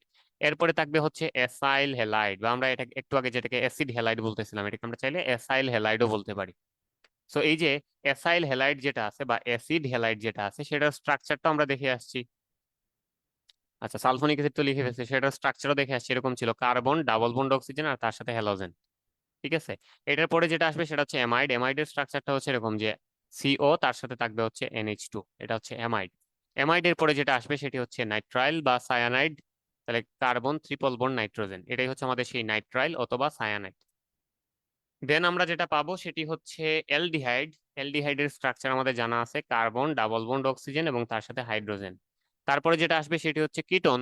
তো কিটোনের স্ট্রাকচারও আমাদের জানা আছে, যে কার্বন ডাবল বন্ড অক্সিজেন থাকবে এবং তার দুইটা হাতে দুইটা অ্যালকাইল গ্রুপ থাকবে। সো আমি এগুলোকে ফাঁকা রাখলাম, ফাঁকা হাতগুলোতে অবশ্যই অ্যালকাইল গ্রুপ থাকবে। আচ্ছা, এরপরে কিটোনের পরে যেটা আসবে সেটি হচ্ছে অ্যালকোহল। সো অ্যালকোহলেরও আমরা স্ট্রাকচার জানি যে OH থাকবে, সেখানে অ্যালকোহলের মধ্যে কি থাকবে, OH থাকবে। তারপরে আসো থায়ল। থায়ল মানে হচ্ছে যে OH এর জায়গায় যদি SH থেকে যায়, দেখো তোমরা যেটা জানো অক্সিজেনও গ্রুপ নাম্বার 16-তে আছে, আবার সালফারও কি গ্রুপ নাম্বার 16-তে আছে, তাহলে তাদের দুজনই সেম। আচ্ছা, সো অক্সিজেনকে যদি আমরা রেখে দিই তাহলে সেটা হয়ে যাবে অ্যালকোহল, আর অক্সিজেনের জায়গায় যদি সালফারকে রিপ্লেস করে ফেলি তাহলে সেটাকে বলবো হচ্ছে থায়ল, ঠিক আছে। থায়ল, আমি পাশে নামটা একটু লিখে দিচ্ছি, এটাকে বলা হয় থায়ল। আমরা কিন্তু উপর থেকে যদি নিচের দিকে আসি তাহলে তাদের গুরুত্ব আস্তে আস্তে কমতেছে। সব থেকে এখানে বেশি প্রায়োরিটি সম্পন্ন, সব থেকে বেশি প্রায়োরিটি সম্পন্ন কে, অ্যাসিড গ্রুপটা। তাহলে আমরা বলতে পারি প্রায়োরিটি, প্রায়োরিটি নিচের দিকে কমছে, যত নিচের দিকে যাচ্ছে আস্তে আস্তে তার প্রায়োরিটি গুলা কি হচ্ছে, কমতেছে। সব থেকে বেশি প্রায়োরিটি সম্পন্ন হচ্ছে অ্যাসিড গ্রুপ। আচ্ছা, এটার পরে এই যে থায়োলের পরে আমরা যে গ্রুপটা পাবো, থায়োলের পরে যে গ্রুপটা পাবো সেটি হচ্ছে এমিন গ্রুপ, ঠিক আছে। এমিন, এমিন মানে কি, RNH2। সো আর আর লিখতেছি না এখানে, অবশ্যই ফাঁকা হাতে আর থাকবে, আমরা জাস্ট NH2 লিখে ফেললাম। এমিনের পরে আমরা যেটা পাবো সেটা হচ্ছে অ্যালকাইন। অ্যালকাইন মানে হচ্ছে কার্বন কার্বন ডাবল বন্ড, ঠিক আছে, কার্বন কার্বন ডাবল বন্ড। অ্যালকাইনের পরে পাবো হচ্ছে, সরি, অ্যালকিন পাবো। অ্যালকিনের পরে আমরা যেটা পাবো কার্বন কার্বন ট্রিপল বন্ড বা হচ্ছে অ্যালকাইন, এবং বাকি হাতগুলোতে অবশ্যই অ্যালকাইল গ্রুপ থাকবে। এরপর পরে যেটা পাবো সেটা হচ্ছে ইথার। ইথার মানে হচ্ছে এরকম, অক্সিজেনের দুইটা হাতে দুইটা আর গ্রুপ থাকবে, ঠিক আছে। চাইলে আমরা একটা আর মেনশন করে দিতে পারেন, বাকি হাতে অবশ্যই আর থাকবে। তারপরে ইথারের পরে যেটা পাবো সেটি হচ্ছে আমাদের হ্যালোজেন বলতে পারি, হ্যালোজেন, ঠিক আছে, হ্যালোজেন, যেটাকে আমরা এক্স বলতেছি। এবং সব থেকে লেস প্রায়োরিটি সম্পন্ন হচ্ছে আমাদের অ্যালকাইল গ্রুপ বা আর, ঠিক আছে। সো এই লিস্টটা একটু মনে রাখতে হবে, এই লিস্টটাকে একটু মনে রাখতে হবে যে কোনটা বেশি প্রায়োরিটি সম্পন্ন, কোনটা কম প্রায়োরিটি সম্পন্ন। তো অবভিয়াসলি এখানেও সেম, উপর থেকে নিচের দিকে যাচ্ছি আমরা, আস্তে আস্তে প্রায়োরিটি কমতেছে। এবং এটা পুরোটা একটা লিস্ট, এই যে থায়োলের পরে চলে আসবে কি NH2, তার নিচে নিচে থাকবে ডাবল বন্ড, তারপরে থাকবে ট্রিপল বন্ড, তারপরে থাকবে ইথার, তারপরে থাকবে হচ্ছে আমাদের হ্যালোজেন, এবং হ্যালোজেনের পরে হচ্ছে অ্যালকাইল গ্রুপ। ওকে, সো আশা করি লিস্টটা বা সিরিয়ালটা অবশ্যই মনে থাকবে। আমরা এটার পরে স্পেসিফিক্যালি কয়েকটা MCQ টাইপের টপিক এখান থেকে পড়বো।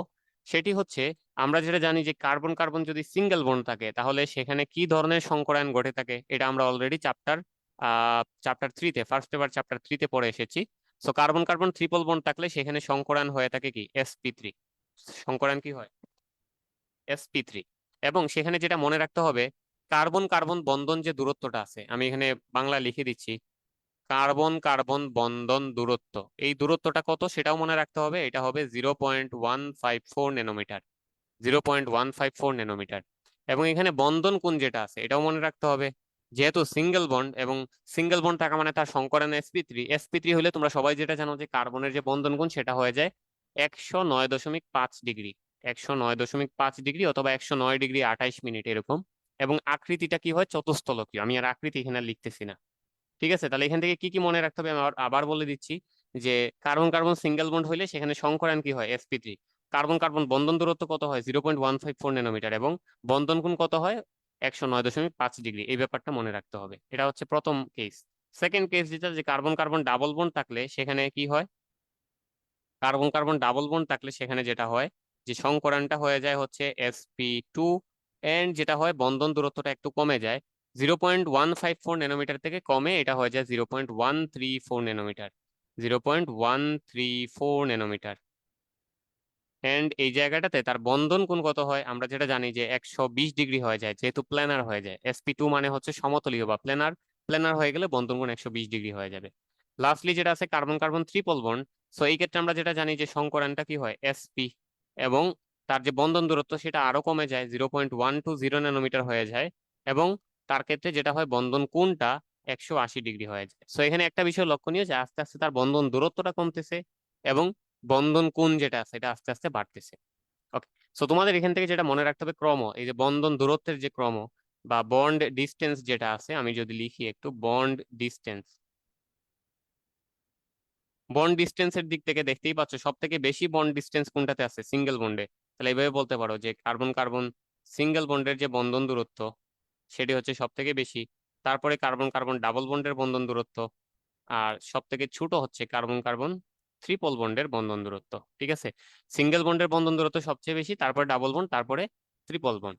সো এখান থেকে তুমি চাইলে বন্ড স্ট্রেংথ বলতে পারো যে কোন বন্ডটা বেশি শক্তিশালী, বন্ড স্ট্রেংথ।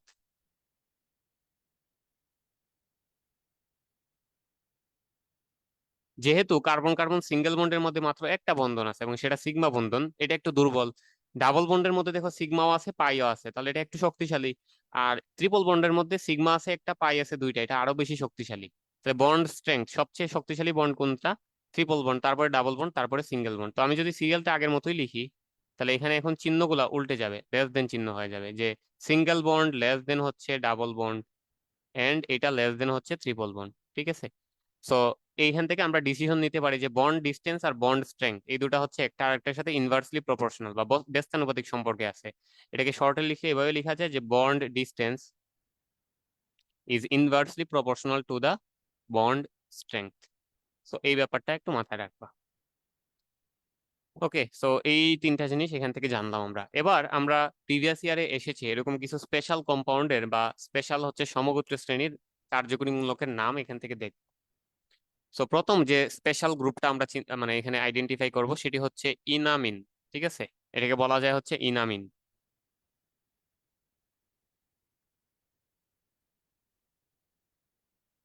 আচ্ছা, এই ওয়ার্ডটাকে আমরা যদি ভাঙি এখান থেকে, এখানে আসলে দুইটা ওয়ার্ড আছে, একটা হচ্ছে ইন, আচ্ছা এখানে আমার লিখতে একটু ঝামেলা হয়েছে, আবার লিখে দিচ্ছি। এই ওয়ার্ডটাকে যদি আমরা ভাঙি এখানে দুইটা ওয়ার্ড আছে, একটা হচ্ছে ইন আর একটা হচ্ছে এমিন। অর্থাৎ কার্বন কার্বন ডাবল বন্ডও থাকবে এখানে, একই সাথে এমিনের যে কার্যকরী গ্রুপটা আছে সেটাও থাকবে। সো আমি যদি একটা সিম্পল স্ট্রাকচার লিখি যে কার্বন কার্বন ডাবল বন্ড আছে এবং তার সাথে কি আছে, তার সাথে হচ্ছে গিয়ে NH2 আছে, এমিনের যে ফাংশনাল গ্রুপ এটা আছে। তো দেখতেই পাচ্ছ এখানে যে কার্বন কার্বন ডাবল বন্ড থাকা মানে হচ্ছে ইন আছে, আর যেহেতু NH2 কথাটা আছে, NH2 যে গ্রুপটা আছে এটা আছে, তার মানে এখানে এমিনের যে গ্রুপটা আছে সেটাও আছে। তো একই সাথে যেহেতু এখানে ডাবল বন্ড এবং এমিন আছে, এটাকে আমরা কি বলতে পারি, ইনামিন।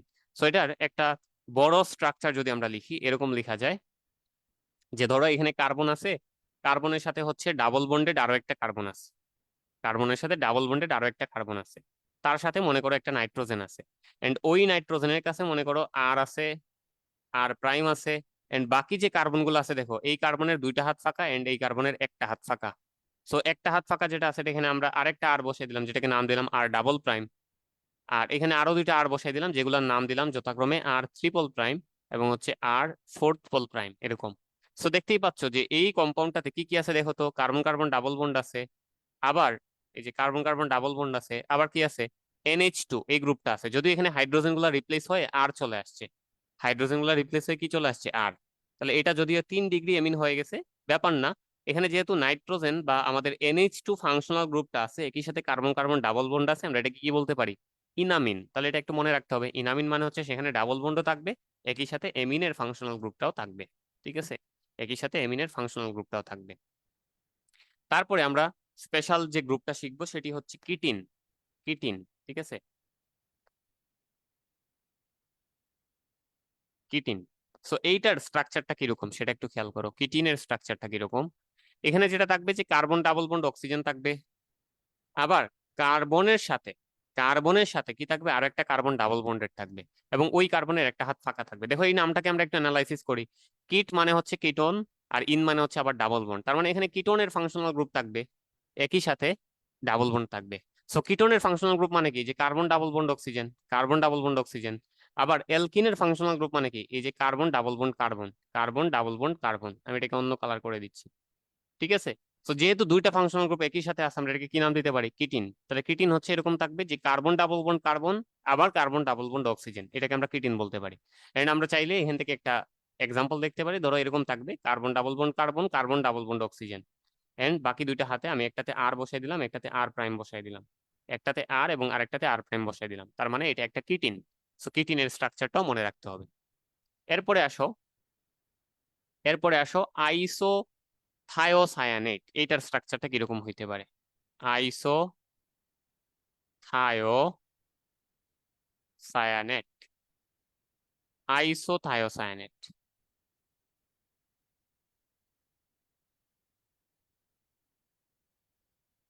আচ্ছা, তার আগে আইসো কথাটাতে পড়ে যাচ্ছি। থায়োসায়ানেট যেটা আছে, থায়োসায়ানেট, আচ্ছা আমি পুরো স্ট্রাকচারটাই লিখে দিচ্ছি।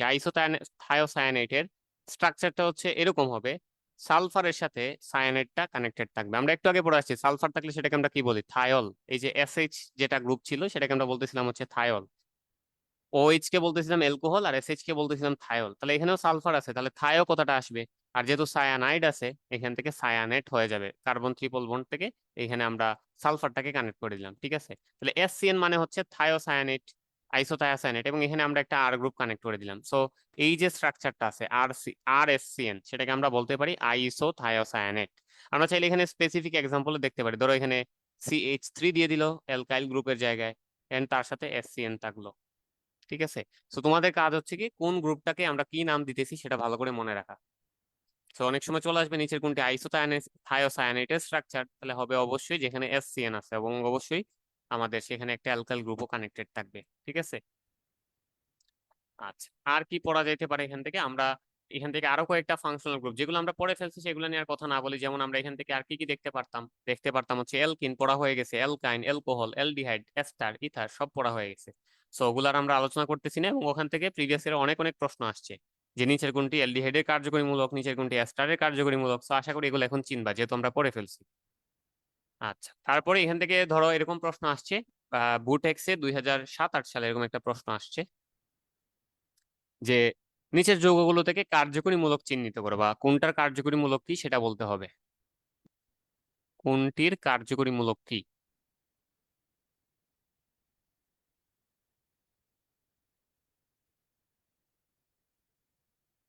এক নাম্বার যে যৌগটা দেওয়া ছিল এরকম ছিল যে বিউটানল, বিউটানল। সো এখানে বুঝতেই পারতেছো, নল মানে লাস্টে অল আছে, অল থাকা মানে হচ্ছে, অল থাকা মানে সেটা কি কি কি বোঝায়, অ্যালকোহল। অল থাকা মানে সেটা কি, অ্যালকোহল। আর অ্যালকোহলের যে কার্যকরীমূলক সেটা তো আমরা জানি, OH। অ্যালকোহলের কার্যকরীমূলক হচ্ছে OH, তাহলে আনসারটা জাস্ট এতটুকু হবে, OH। 2 নাম্বার দেওয়া ছিল হচ্ছে benzoic acid, benzoic acid.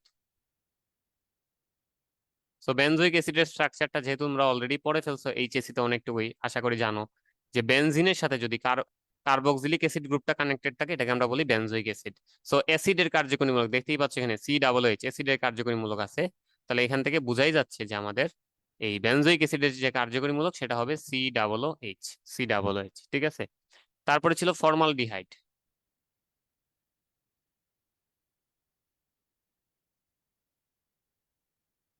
Formaldehyde মানে হচ্ছে এটাকে আমরা মিথানেলও বলতে পারি, এই যে HCHO, ঠিক আছে, ফর্মালডিহাইড। সো এই যে ফর্মালডিহাইডটা আছে, ফর্মালডিহাইডটা যে আছে এখানে আমরা দেখতেই পাচ্ছি CHO এই গ্রুপটা আছে, অ্যালডিহাইডের কার্যকরীমূলকটা আছে। তাহলে অবশ্যই বলা যায় যে এটার কার্যকরীমূলক হচ্ছে সি ডাবল বন্ড ও তার সাথে হাইড্রোজেন। এটাই হচ্ছে আমাদের সেই ফর্মালডিহাইডের কার্যকরীমূলক। সো আশা করি বুঝে গেছো যে কোনো একটা যৌগ দেওয়া থাকলে সেখান থেকে আমরা কিভাবে তার কার্যকরীমূলকটাকে আইডেন্টিফাই করতে পারি। আশা করি এটা সলভ করতে পারবো। আচ্ছা, আমরা এখানে জৈব যৌগের শ্রেণী বিভাগও পড়ে ফেলছি, তারপরে সমগ্র শ্রেণী কার্যকরীমূলক পড়ে ফেলছি, অগ্রাধিকার ক্রম পড়ে ফেলছি। আমরা এবার চলে আসবো হচ্ছে জৈব যৌগের নামকরণে। আমরা একদম ডিটেলসে যাব না, একদম শর্টে, যতটুকু না জানলে নয় ততটুকুই আমরা এখান থেকে জানবো। সো তোমরা আশা করি অলরেডি পড়ে ফেলছো এইচএসসি তে জৈব যৌগের নামকরণের বেসিক ব্যাপারগুলা। আমরা এখান থেকে কোন জিনিসগুলোতে কনফিউশন হইতে পারে সেটা এখান থেকে দেখবো।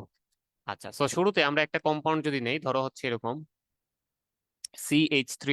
আমি কয়েকটা স্পেশাল যৌগের নামকরণ এখান থেকে শুধু দেখাবো, আর বেসিক ব্যাপারটুকু তোমরা হচ্ছে অলরেডি জেনে আসো। তাহলে এইটা আমি একটা কম্পাউন্ড যদি লিখি CH3CH, তার সাথে মনে করো আছে NH2 এবং তার সাথে আছে COOH। আচ্ছা, এইখানে খেয়াল করো, এখানে যেটা হচ্ছে যে দুইটা ফাংশনাল গ্রুপ আছে, কার্যকরীমূলক আছে, একটা হচ্ছে COOH আর একটা হচ্ছে NH2। তার মানে একই সাথে সেটা অ্যাসিডের ফাংশনাল গ্রুপ আছে এবং এখানে এমিনের ফাংশনাল গ্রুপ আছে। আমরা একটু আগে দেখে আসছি সক্রিয়তা সিরিজে কে উপরে থাকে। সক্রিয়তা সিরিজে হচ্ছে অ্যাসিডের যে ফাংশনাল গ্রুপ 1 নম্বরে আছে, আর এমিন যেটা আছে সে অনেক নিচে, এই যে প্রায় 4 নম্বরে আছে।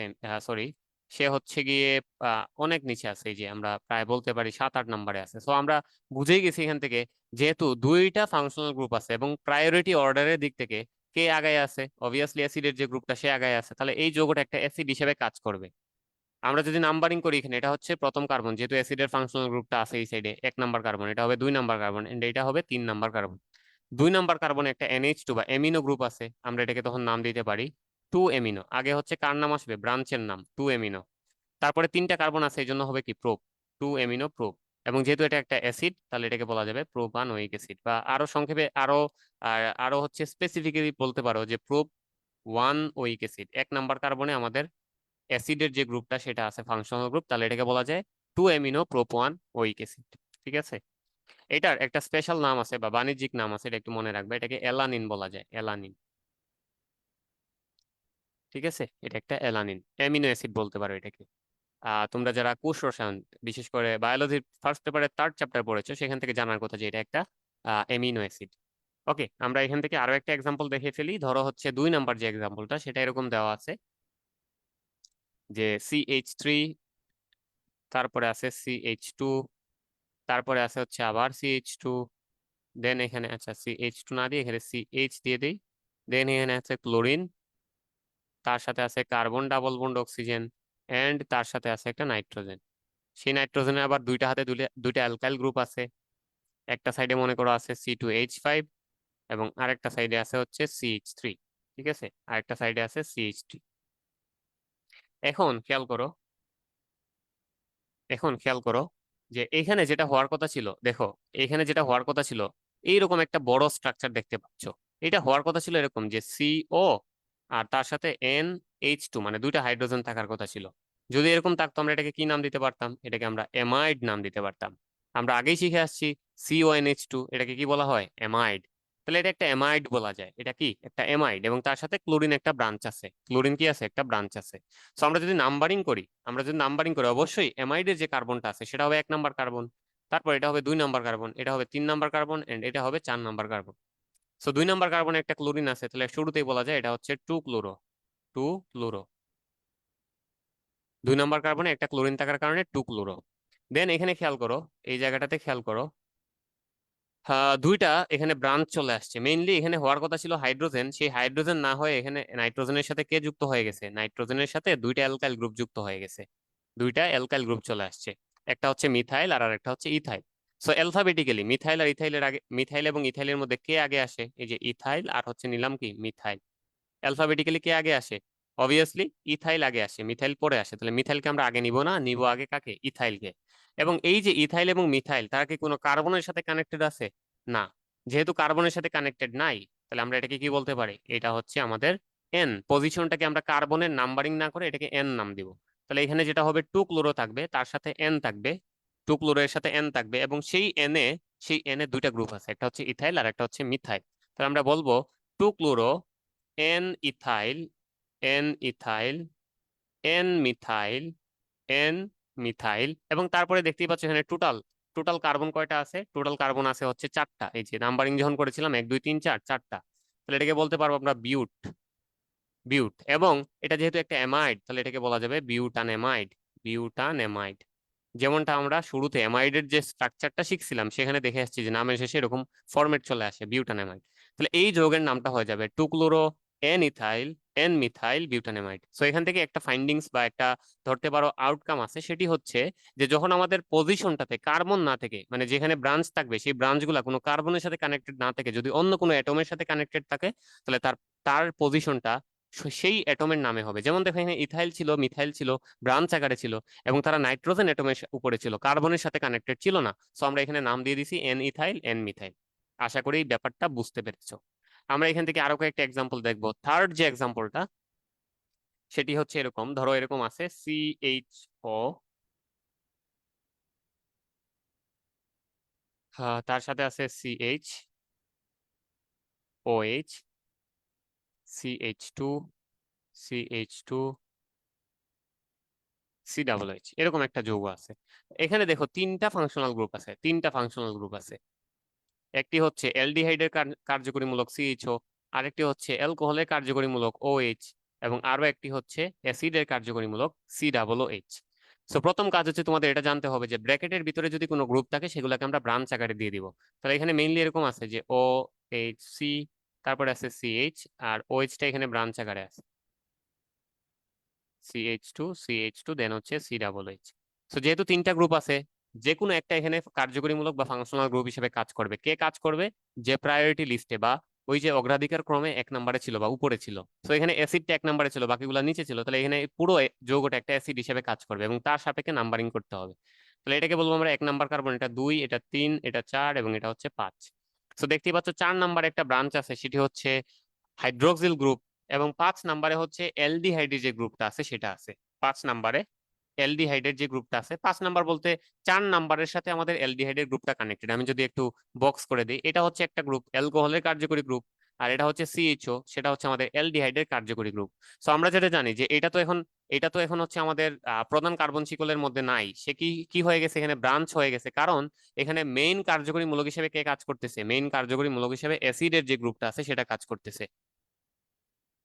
সো এখন আমাদের যেটা করতে হবে, এটা নাম্বারিং নাম্বারিং করে ফেলছি আমরা, এটা নামকরণ করতে হবে। সো কয়টা এখানে ব্রাঞ্চ আছে? দুইটা, একটা হচ্ছে আমাদের অ্যালকোহলের গ্রুপ আর একটা হচ্ছে অ্যালডিহাইডের গ্রুপ। সো অ্যালডিহাইডের যে গ্রুপটা আছে, এইটা যখন ফাংশনাল গ্রুপ হিসেবে কাজ করে না, অর্থাৎ কার্যকরী মূলক হিসেবে কাজ করে না, তখন তার নাম হয়ে যায় কি? ফরমাইল। তার নাম হয়ে যায় ফরমাইল। তাহলে 4 নম্বরে আমাদের দুইটা গ্রুপ আছে, একটি হচ্ছে ফরমাইল এবং আরেকটি হচ্ছে হাইড্রোক্সিল, হাইড্রোক্সি। ঠিক আছে, একটি হচ্ছে ফরমাইল আর আরেকটি হচ্ছে হাইড্রোক্সি। সো অ্যালফাবেটিক অর্ডারটা খেয়াল করো, এখানে এফ আর এখানে হচ্ছে এইচ। অবশ্যই এফ আগে আসবে, এইচ পরে আসবে, এটা আগে এটা পরে। তাহলে আমরা নাম্বারিং করে ফেললাম, 4 নম্বরে আছে ফরমাইল, 4 নম্বরেই আছে হচ্ছে আমাদের হাইড্রোক্সি। তাহলে এটাকে বলা যাবে হচ্ছে 4 ফরমাইল, তারপরে বলা যাবে 4 হাইড্রোক্সি, 4 ফরমাইল, 4 হাইড্রোক্সি। এবং যেহেতু এখানে টোটাল 4টা কার্বন আছে, তাহলে এটাকে বলতে পারে বিউট। এবং 1 নম্বর কার্বনে অ্যাসিডের গ্রুপটা আছে, তাহলে বিউট 1 ওইক অ্যাসিড বলা যাবে, বিউট 1 ওইক অ্যাসিড বলা যাবে। তাহলে এটার নাম হয়ে যাবে 4 ফরমাইল, 4 হাইড্রোক্সি, বিউট 1 ওইক অ্যাসিড। আশা করি বুঝতে পেরেছো। তো তোমাদের যেটা করতে হবে, এরকম কিছু স্পেসিফিক, এই যে এরকম কিছু স্পেসিফিক ঝামেলার যে নামকরণ আছে সেগুলো একটু চেক করতে হবে, ঝামেলার যে নামকরণ আছে সেগুলো একটু চেক করতে হবে। ওকে, আমি আরো দুই একটা এক্সাম্পল এখান থেকে দেখাই। আচ্ছা, আশা করি এই জিনিসগুলো বুঝে গেছো যে একাধিক কার্যকরী মূলক থাকলে কিভাবে হচ্ছে নামকরণ করতে হয়।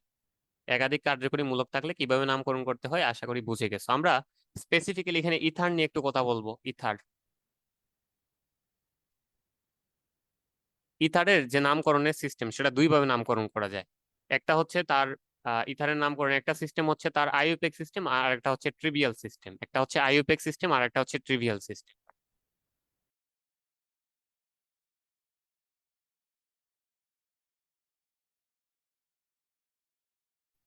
একটা হচ্ছে তার আধুনিক বা আইইউপিএক সিস্টেম, আর একটা হচ্ছে ট্রিভিয়াল সিস্টেম। সো আইইউপিএক সিস্টেম আমি নামকরণ করে দেখাবো, একই সাথে ট্রিভিয়াল সিস্টেমটাও দেখাবো।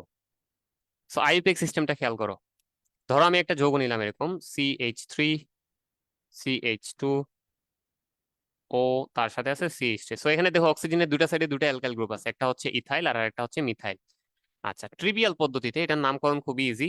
এখানে একটা গ্রুপকে আমরা বলতেছি মিথাইল আর আরেকটা গ্রুপকে বলতেছি কি? ইথাইল। তাহলে ট্রিভিয়াল পদ্ধতিতে এটার নামকরণ হয়ে যাবে এই যে যেটা বললাম, মিথাইল আছে আর ইথাইল আছে, অ্যালফাবেটিক্যালি কে আগে আসে? অবশ্যই ইথাইল আগে আসে। তাহলে আমরা লিখে ফেলবো এটা ট্রিভিয়াল পদ্ধতিতে নামকরণ হচ্ছে ইথাইল, দেন আসবে কে? মিথাইল, আর দেন যেহেতু এটা একটা ইথার, বলে ফেলবো হচ্ছে ইথাইল মিথাইল ইথার। এটা হচ্ছে ট্রিভিয়াল পদ্ধতি।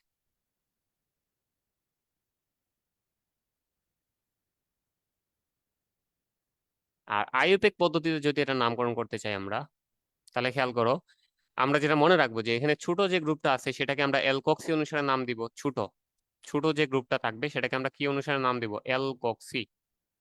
আর বড় গ্রুপটাকে আমরা নাম দিব হচ্ছে অ্যালকেন অনুসারে, অ্যালকেন।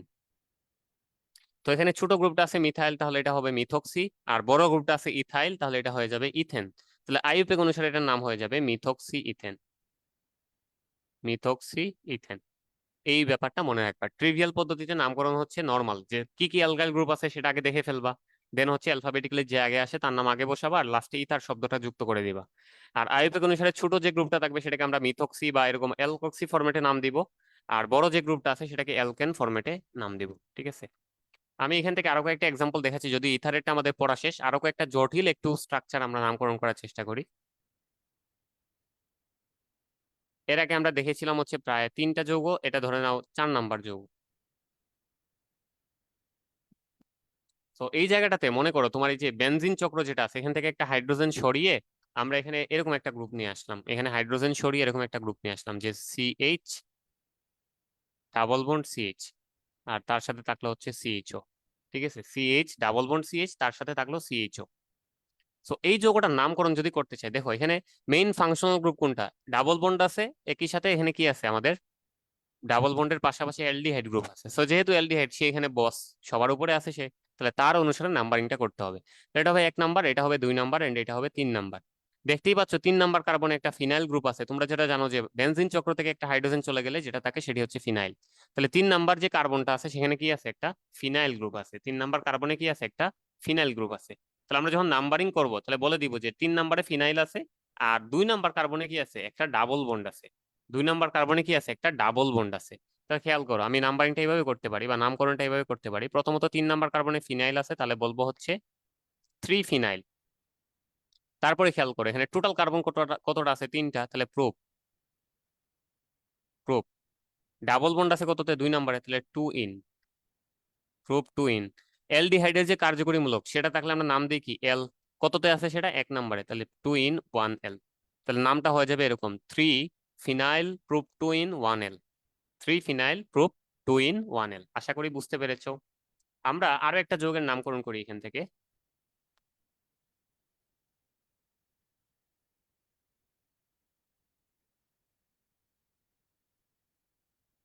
বেনজিন ছিল, সেখানে আমরা ধরো নিয়ে আসলাম শুরুতে SO3H। এইচ যেটা ছিল সালফোনিক অ্যাসিডের যে গ্রুপটা ছিল, হাইড্রোজেনকে সরিয়ে আমরা সেখানে NH2 নিয়ে আসলাম। হওয়ার কথা ছিল কি SO3H, এইচ না দিয়ে সেখানে NH2 দিয়ে দিলাম, নতুন একটা গ্রুপ নিয়ে আসলাম। আর তার সাথে এখানে ধরো CH3 মিথাইল গ্রুপটা আছে। সো এই যৌগটার নামকরণ যদি আমরা করতে চাই, দেখো প্রথমত প্রথমত এখানে আমাদের গ্রুপ ছিল কি SO3NH2, আর তারপরে আসছে মিথাইল। সো নাম্বারিং যদি করি এটা আমরা ধরে নিলাম আমাদের 1 নাম্বার কার্বন, এই কার্বনটা হচ্ছে 1 নাম্বার কার্বন, তাহলে এই কার্বনটা কত হবে? 2। তার মানে 2 নাম্বার কার্বনে একটা মিথাইল গ্রুপ আছে। তাহলে শুরুতেই বলে দিব এটার ব্রাঞ্চটা হচ্ছে 2 মিথাইল, 2 মিথাইল। তারপরে SO3H থাকলে আমরা এটাকে বলতাম কি? Sulphonic acid. SO3H থাকলে নাম দিতাম হচ্ছে কি? Sulphonic acid. কিন্তু এখন তো আর SO3H নাই, সেখানে হাইড্রোজেন ছড়িয়ে NH2 চলে আসছে। তাহলে এটাকে আর সালফোনিক অ্যাসিড বলা যাবে না, এটাকে বলতে হবে অ্যামিনো সালফোনিক অ্যাসিড। তাহলে এই যে 2 মিথাইলের সাথে আমরা যোগ করে দিব কি? Amino sulfonic acid, amino sulfonic acid.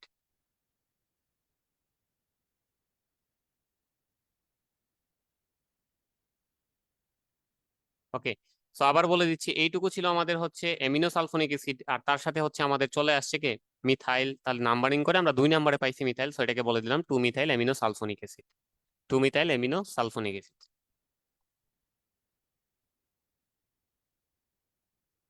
আচ্ছা, লাস্ট আমরা আরেকটা এক্সাম্পল দেখে ফেলি এখান থেকে, 6 নাম্বার।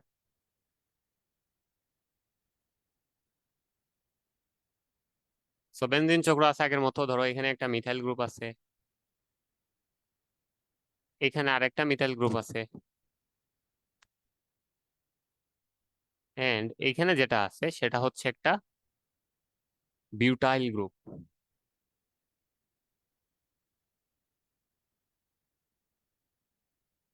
Butyl group. ঠিক আছে, তো এটা খুব ইজি নামকরণটা, দেখো অবশ্যই যে দিকটা আমাদের বড় গ্রুপ আছে সেদিক থেকে আমরা নাম্বারিং স্টার্ট করবো, এবং এই দিকে গেলে অনেক দূরে গিয়ে এটাকে পাচ্ছি, কিন্তু কিন্তু এই দিকে গেলে কি কাছেই পেয়ে যাচ্ছে আমাদের CH3 কে।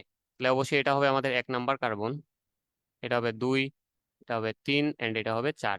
3 এবং 4-এ দুটা মিথাইল আছে এবং একে আছে একটা বিউটাইল। অ্যালফাবেটিক্যালি কি আগে আসবে, মিথাইল নাকি বিউটাইল? অবভিয়াসলি কি আগে আসবে, বিউটাইল। তাহলে এটার নাম হয়ে যাবে 1 বিউটাইল। দেন 3-এ এবং 4-এ সেম গ্রুপ আছে, তাহলে 3,4। কি কি গ্রুপ আছে? মিথাইল গ্রুপ, তাহলে এটাকে বলা যাবে ডাইমিথাইল। আর পুরো যৌগটা ছিল একটা বেনজিন, তাহলে এটাকে বলা যাবে বেনজিন। ঠিক আছে, তাহলে এটার নাম হয়ে যাবে 1 বিউটাইল 3,4 ডাইমিথাইল বেনজিন। আশা করি বোঝা গেছে। তো তোমাদের কাজ হচ্ছে প্রিভিয়াস ইয়ারে এরকম যত প্রশ্ন এসেছে সেটা প্রশ্ন ব্যাংক থেকে দেখে সলভ করে ফেলা, এবং কোনো কনফিউশন থাকলে সেটি হচ্ছে জিজ্ঞেস করা। আশা করি এইটুকু পড়ার পরে আর কোনো কনফিউশন থাকার কথা না। আমি সবগুলো টাইপের একটা করে এক্সাম্পল দেখানোর চেষ্টা করেছি, এবং সবগুলো টপিক সমানতার আগ পর্যন্ত সবগুলো টপিক একবার টাচ করার চেষ্টা করেছি। সো নেক্সট ক্লাসে আমরা শুরু করে দিব সমানতা। তার আগে তোমরা যেটা করবা, এই যে সমানতার আগ পর্যন্ত যতটুকু আছে সেটা প্রশ্ন ব্যাংক দেখে এবং মূল বই দেখে ভালো করে পড়ে ফেলা। আজকের ক্লাস এই পর্যন্তই। সবাই ভালো থাকবা। আল্লাহ হাফেজ।